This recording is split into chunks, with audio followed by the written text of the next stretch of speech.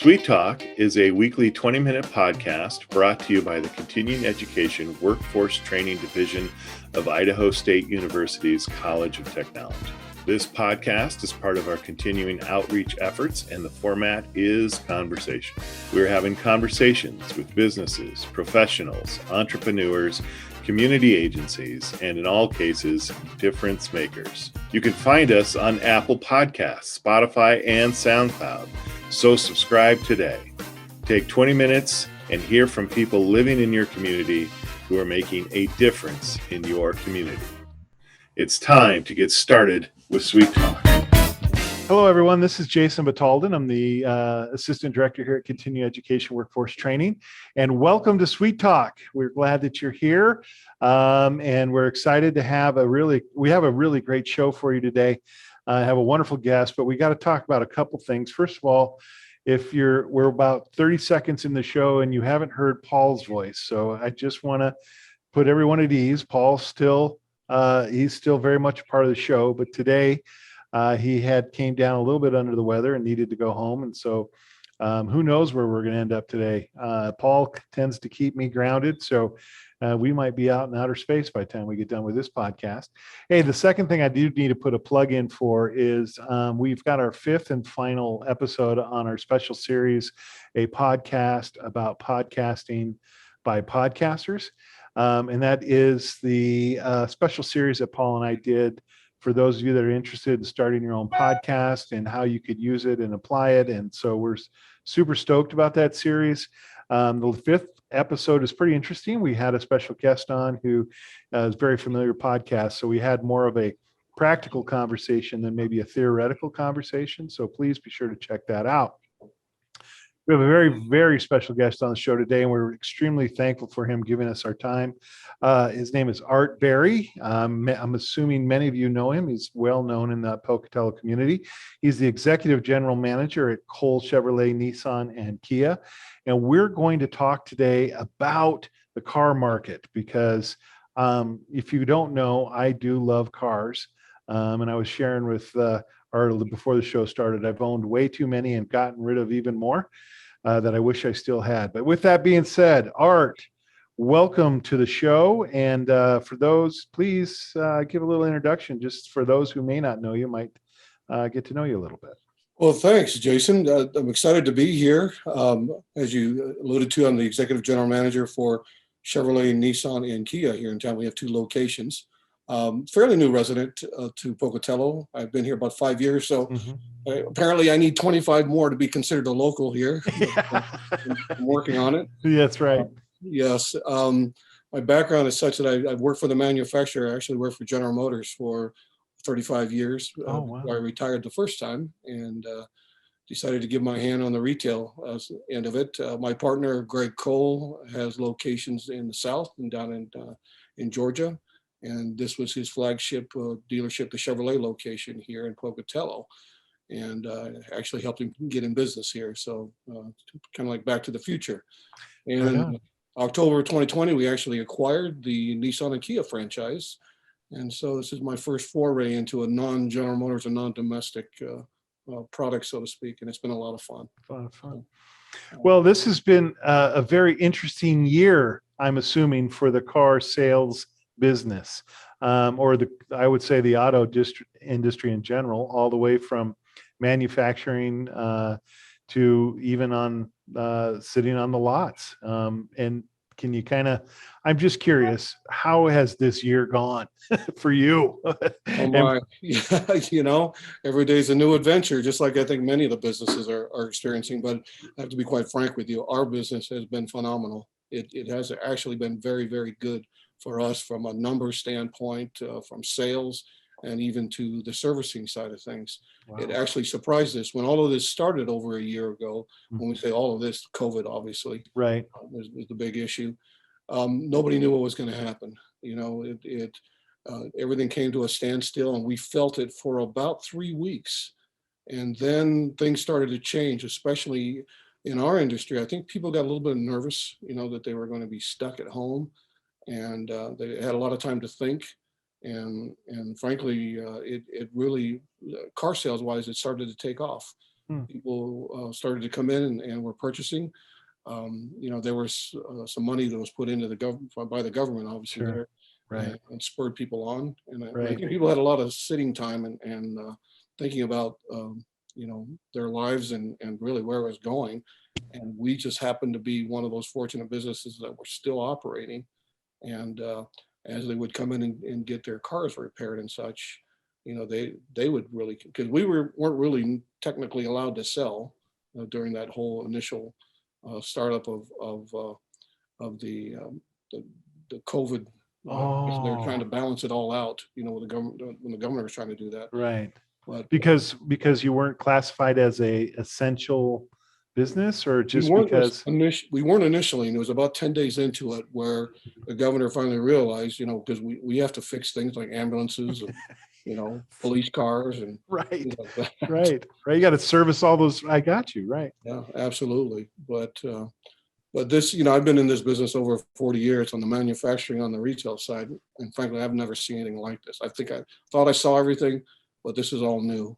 Wow. And I'm sure we'll talk about the next iteration of all this, about the shortages of vehicles and such. So. Right. Well, I think, just from my end of the world, and again, my end is so small and very narrow compared to yours, but I think what I really started noting was the change in the used car market. And from my perspective, it looks like the used car market was affected more than the new car market earlier in the pandemic. And I would say, that's my naive point of view from looking at the world that I live in. I really think both markets are really affected. Okay. Really, in the latter part, when we say effective here, let's just call it like it is. Prices have gone up tremendously. Oh yeah. Yeah. Tremendously. Yeah. And a lot of that is the most recent phenomenon with the shortages because of the chip issues. Right. New cars pricing wise coming out of the factory they're already preset and they've come. Used cars started to go up in value only because we couldn't get new cars on the lot. So it's basically a commodity, just like everything else we sell in our ag business community here, is that if you've got scarcity, it's going up. So things that could be built in the factory were coming out at basically the suggested retail price. Right. But with used cars, they started to go up because everybody is scrambling for that to get those vehicles on their lots to sell. But trying to put the numbers in perspective here, over the last year, our retail new car sales have gone up about 40%. And then our used car retail sales have gone up almost 70%. Wow. But Wow. our inventory has gone the other way. There was a time here where normally I get Chevrolet, we would have 130 to 150 new vehicles on the ground. There was one day I had 2 new vehicles on the ground. I don't mean to laugh, but Yeah. I'm sorry about that. That's just, to me, that's an amazing number, right? I mean, two new cars, right? Yeah. Can you think of a time when that kind of supply issue has ever been a problem, right? And I never had, I haven't been in the business long enough. I looked through history on this, and during the wars when there was scarcity and things of that nature, that there wasn't Sure. abundance of there. But but the other side of me told me this will be okay, only because this is how the supply chain actually works in Europe. You go there, you go to Italy, you go to France. If you order a new vehicle, or you want to buy a new vehicle, it's not showing up for another 8 to 12 weeks on build. Oh wow. Okay. And so the new car market, the American market, is such as that the consumer demand is everything's immediate.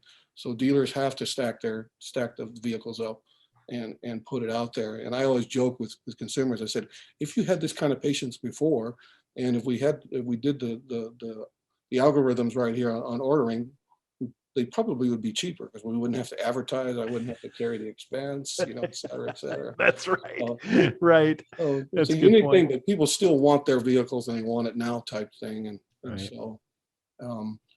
so the precedent was already set. I saw that before, and I kind of figured that was probably the model it was going to go to, is that people would order vehicles, they'd have to be patient, and they would show up.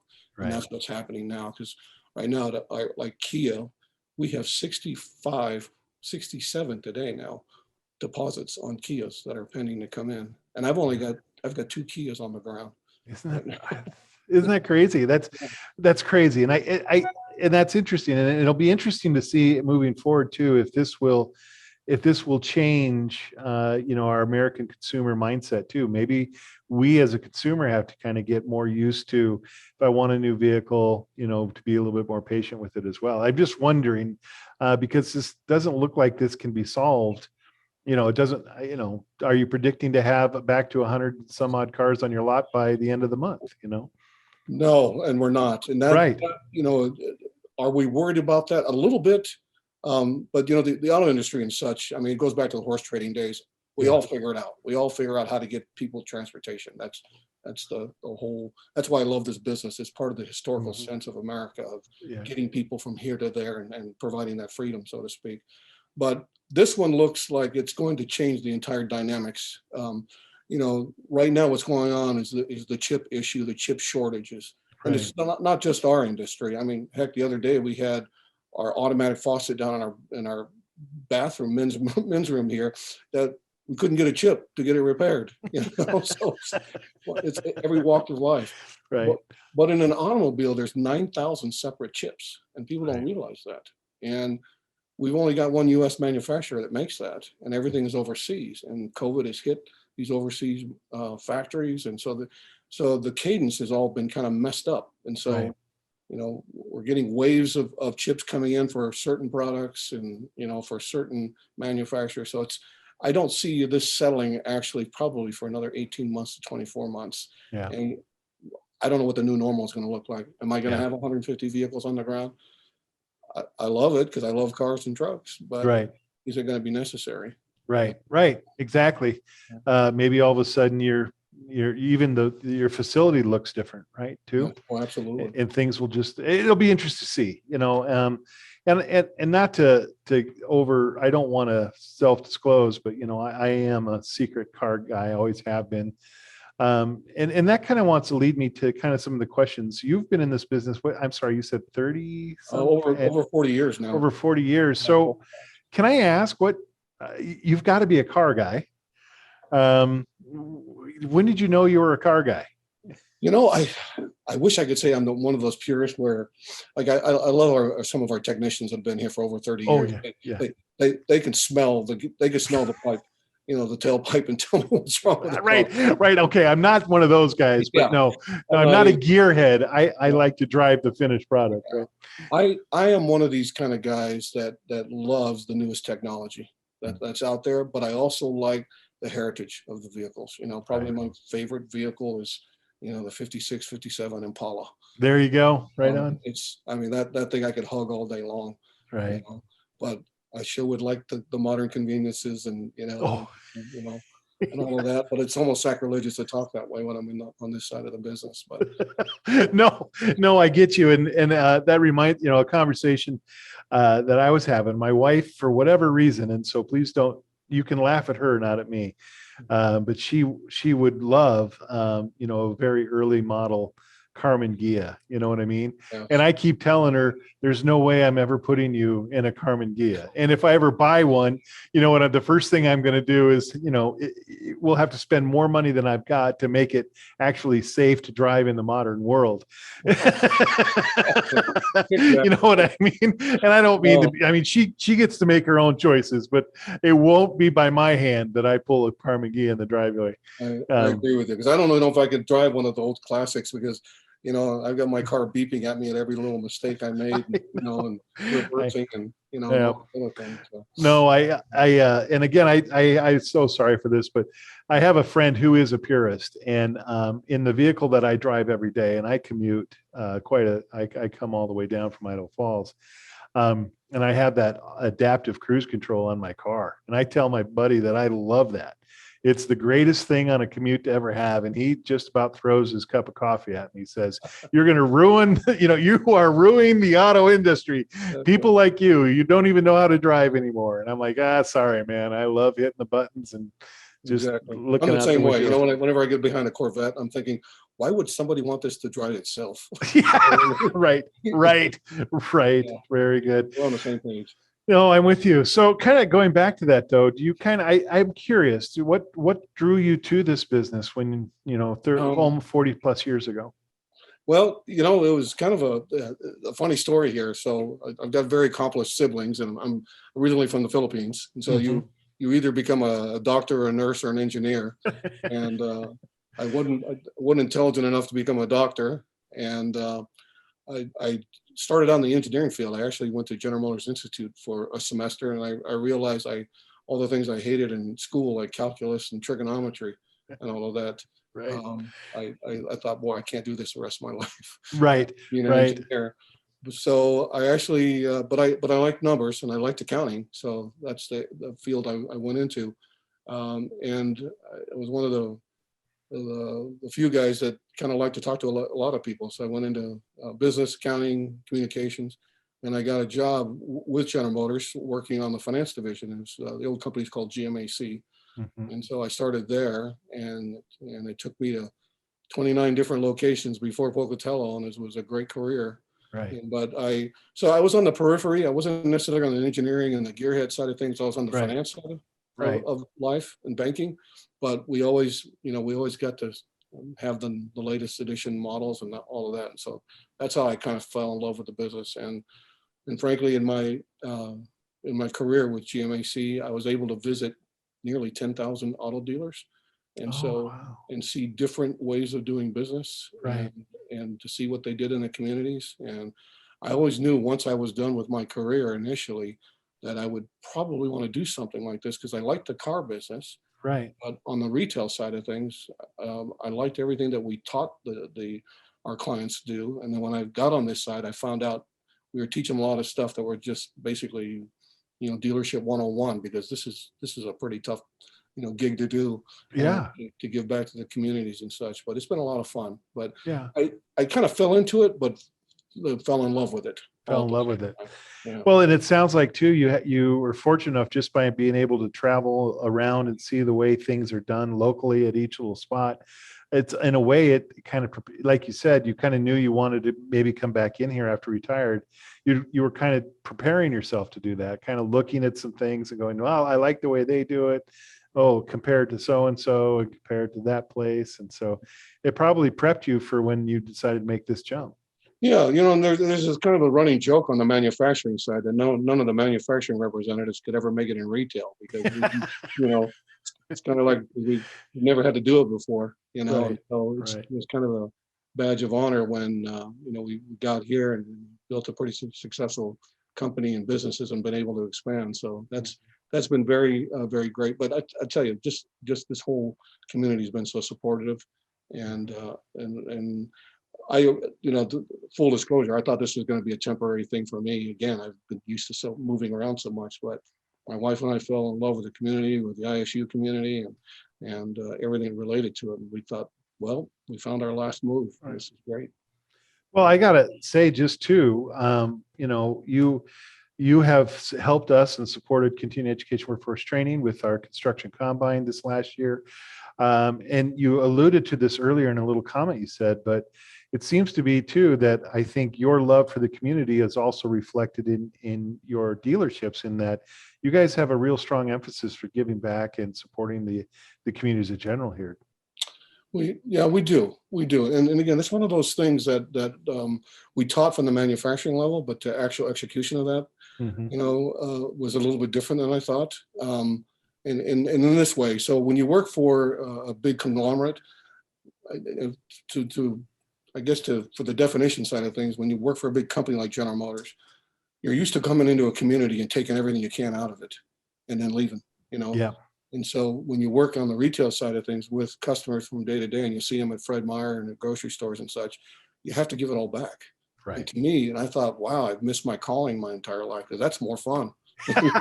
More rewarding indeed, right? It really is, because I Right. get, meet people like you, and meet all the folks that make a community work, and I Right. found, and that's why we have a tendency to give a lot back, because we find we get it all back. It's Right. so amazing, so amazing.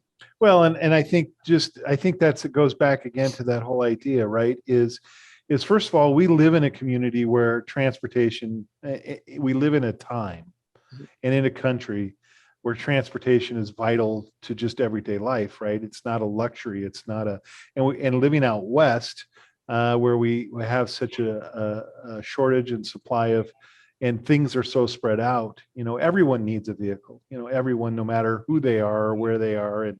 And so to take that approach and as a dealership and say, we're here to support the community as a whole, because not only are we making a business, but we're supplying a need. I think that's that's got to be kind of a fun way to approach that, I would assume. It really is. And again, we've done some things with the tech center too, and provided an electric vehicle up there. Yes. And to see, the young minds, get around that thing, and I can see their, the wheels turning. Like, how do I take this apart and figure this thing out? Right. Again, and then you get to see that butting of the heads of the old gearheads as they're like, what is this thing? And, that's an interesting thing just to kind of segue into, right? The electric car part of this business. And as that's becoming more and more of a viable option, again, there's going to be a possible permanent change in the way the auto, especially on the retail side and manufacturing side, operates. Oh, absolutely. I really think this, and this is the irony of our business, is that it goes back to the horse trading days, but there always seems to be a pivot point change going on with our industry. And I think we're right in the middle of one. So to put it in perspective here, like General Motors themselves are 35 to 40% of their portfolio in 2025. Again, that's 4 years from now, is going to be electric, right. And so it's like, all right, how do I prepare for this thing? Because the drivetrains are still the same thing, but how the propulsion, works is a little bit different. How are you going to do that? Right. And like I said, I've got the old time technicians that come in, can smell what the problem is. And anything comes in as 10 years and older, all my young techs go running the other way because they know they can't plug it in. What's wrong with it? What's the matter with this, right? So I'm really a dynamic pivot point that's pretty exciting, because we know the technology is going to get better. So we've got cars that go, on one charge, 235, 240 miles. I think probably the real change is going to happen when those batteries on one charge can get us from here to Boise and from here to Salt Lake on one charge. That type of thing. I think it's coming. It has to be, particularly because where the politics are headed, and I think it's a good thing. But I also think there's a lot of things from a national perspective. The infrastructure, like, to get these things charged, we got to get our grid system going and up. And so there's a lot of confusion on my part. But the way I'm looking at it is that we're going that way. We're gonna, it's going from horse and buggy to combustible engines. And now we're at this point. So we have to prepare. And so, and it's, and frankly, it's the crowd that you hang out with at Idaho State University. They're usually the first responders to these kind of things. Right. Right on. And and that's, so we feel like we've got a great audience to at least feel comfortable that if we go down that route and we change all of our tooling and all of that, that it will be a need for that, Right. So and that's exciting. I mean, I think it is exciting, regardless if you're an old school gearhead that is sad to see the combustion motor go, and or you're in the new way and can't wait to see these all electric vehicles run. But still, the idea is that from infrastructure to developing the technology to service all the way down. I mean, that's going to require training across the board, developing new skills, developing jobs titles we probably don't even know, right? Exactly. In 10 years from now, you're going to have someone working for you that you've never thought that was a job title. Electrical, battery super technician of a, whatever, what I'm saying. So it'll be interesting, and what a kind of exciting time. So I guess to kind of sum up the conversation, number one, I'm glad to hear that you guys are doing well through what has been a very interesting year in at least your industry, if not the entire world. But it's good to see and good to hear that you guys are getting through. Frankly, I was always concerned is, you guys, the demand is out there for cars to buy, but the cars aren't there to buy. So somebody, isn't making money. I was worried about the guy on the floor, on your sales floor, trying to get his 20 cars a month goal. So hopefully that's still working. Well, we just kind of, whenever people call up concerned about that, how many cars do you have? And our response is, well, how many do you need? Yeah, there you go. There you go. Very good. So that's how we kind of do that. So. Well, man, Art, I really enjoyed the conversation. Thank you very much for taking your time. I know you're very busy. And by the way, Art, if anyone out there listening wants to get a hold or have a conversation with you or wants to talk to anyone at one of your, at either at Cole Chevrolet or at Cole Nissan-Kia, how can they get a hold of you? Well, my phone number here at Nissan-Kia is where I spend a bulk of my time is area code 208. Of course, it's 232-1062. Or they can email me at Beery, it's ABEERY at ColeNissanKia.com. Very good. Thank you. Come and visit us. We've got 350 vehicles for people to sit in. So. There you go. And I might just take you up on that because, I always like to look at cars. So, all right. Hey, for those of you that need to get a hold of us, would like to get a hold of us here at Continuing Education Workforce Training. You can get a hold of us, email us directly at cetrain@isu.edu. That is cetrain@isu.edu, or you can call us at 208-282-3372. And again, Art, thank you for being on the show and have a very good day. All right. Thank you. Thank you.